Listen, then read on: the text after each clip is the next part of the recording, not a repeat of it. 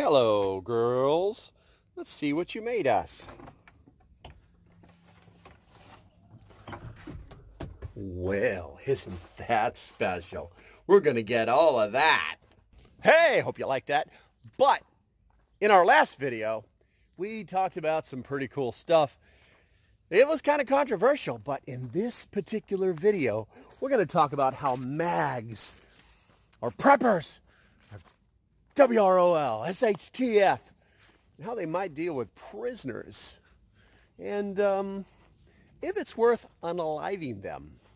But before we do that, do me a favor, hit that like button, hit that subscribe button, hit that little bell, let the algorithm know that we're here. Yeah, that's what we're going to do. All right, guys, let's get into it. This one goes to Mr. Spags. After defeating a small force of a bigger army, okay, first off, let's preface this. This is from deck number 4, which is from the Survivalist series, which is based on the novel by Angry American about a guy during an EMP attack and all this. So these are situational. So Sergeant Linus is one of the main characters. All right. So after defeating a small force of a bigger army, Sergeant Linus wanted to use the captured men to strike fear in the enemy's hearts. How should Sarge go about doing that with the captured men? Remember, oh crap! I can ask you this question. Is this a family show? Okay, just try to.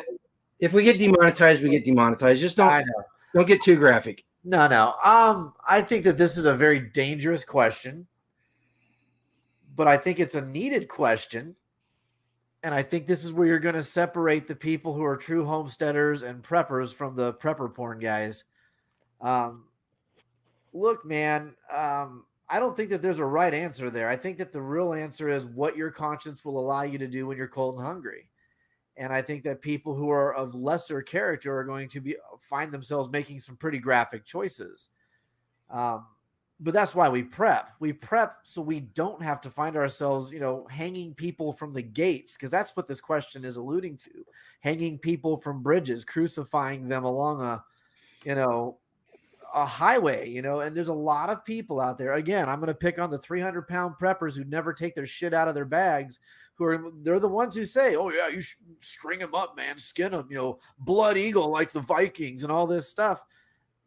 They're the guys who get a sprained ankle and have to take 2 weeks off from work. So I really don't believe what they think they're going to do. But I do think that there very well could be some scenarios where you'll have to do probably a lot more violent things than you would have to do in 2023.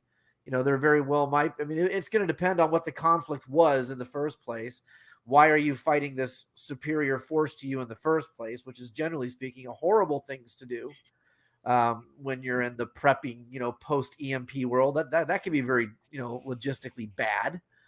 I don't know, man. I think there's a lot of parts to this question we don't have answers to. But I mean, if it's because they came after your women and children, obviously you're going to get a little brutal.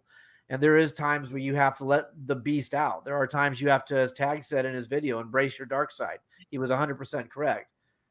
Your moral compass and where you line up and what you really have as foundational core beliefs is probably going to determine how close you get to that needle, how soon. Okay, anybody else got anything to add or subtract from that? I thought it was a pretty good answer, which is unusual for Spags. Tag's waiting for me to say something. Sometimes an army guy can string some words together. Who knew? All right, so I'm going to be a dumb jarhead and say, could you repeat the question, please? That's what I didn't want to say. What part of that? After defeating a small force of a bigger army, Sergeant Linus wanted to use the captured men to strike fear into the enemy's hearts. How should Sarge go about doing that with the captured men? Basically, how do you use them for propaganda purposes to strike fear? Well, MOS number 3. Let's see. I would be very nice to this young person, and I would feed him, and I would tell him all sorts of glorious stories, and then I would. I can't say that. And then honestly, I would likely just try to either recruit him and then kick him away, or maybe torture him a little bit. But the end result would be something that when he left, he wouldn't want to come back. And any intelligence that he might take back to another group. You know, I mean, sticking somebody's head on a stake doesn't mean anything unless they find the stake.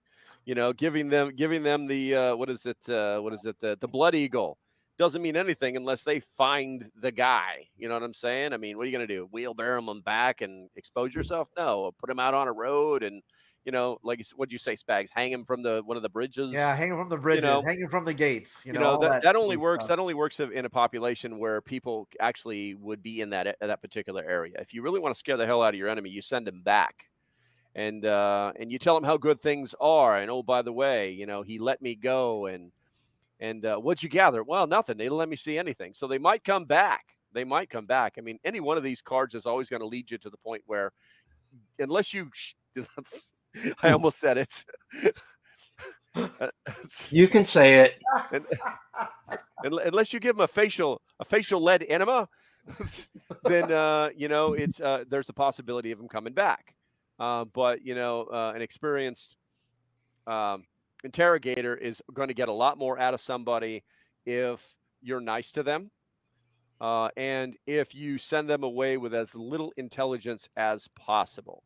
You know, you've got to get them back into their gates to make the other guy fear what's going on. There's a lot of things you can do. You could give him false information to take back with him. There's a lot of things, but the end result is never to splay him out in public view. You want the message to go back, whatever it's going to be. So Eric, we've got the shoot him in the face answer, and the blood eagle heads on a pike, and we've got the treat him with kindness and let the enemy know how screwed up their side is. Where do you fall on that spectrum? I first have to ask myself, what is in it for me if I put fear back into those people? How is that going to benefit me and the people that I have an allegiance to? That's the first question that I need to answer. And if it's going to leverage something to the advantage that's going to be of true benefit, and if I felt that it was going to be harmful for me not to do that, I'm going to have a lot easier chance doing something unethical. Let's just put it that way. But if it's purely just for intelligence or sending a message, you know, I'm going to be a lot less inclined to do something that's unethical. But I first would have to ask the question, what, by me putting fear into those people, how is that going to leverage me? Because that's really what I'm interested in, is me and the protection of my inner circle. So I guess that's just my question. I don't really have enough really to go on to say, well, I would put his head on a pike or shoot him in the face, because I don't know why I'm doing what I'm doing and how it's going to benefit me. Tag, you any final thoughts on that question? Yeah, I think I don't think I want to get in the business of putting heads on pikes. You know, I don't think that's not really me. You know, I think I think the psychological operations headed back the other way is probably the most valuable thing to local preppers point.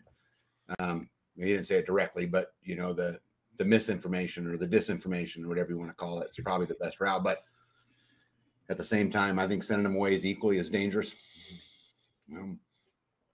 Well, I think this card, I think the purpose of this card is to find out whose answer is going from 0 to murder in 3 seconds. I think that's the purpose of this card. So again, conflicted is a great way to vet people. So if you're building a community and you're bringing people in like we do at the campouts and the festivals, these are the type of questions that weed out. I'm not going to say weed out. They expose people that their first answer is to, let's go to murder, versus and I'm going to say it, Eric, your answer was very thoughtful and I appreciate it. Seriously. It was a good answer as far as I'm concerned. Okay. Next question. So I hope you enjoyed that and you got something out of it. Very, very, very interesting subject. And not everybody would do that, because shoot them in the face doesn't work every single time. I'm here to tell you. And it's not always beneficial. What we would like to do is see your comments. do me a favor. Put them in there. Let us know. We'll read them. We'll reply. And if you like what we're doing, do me a favor.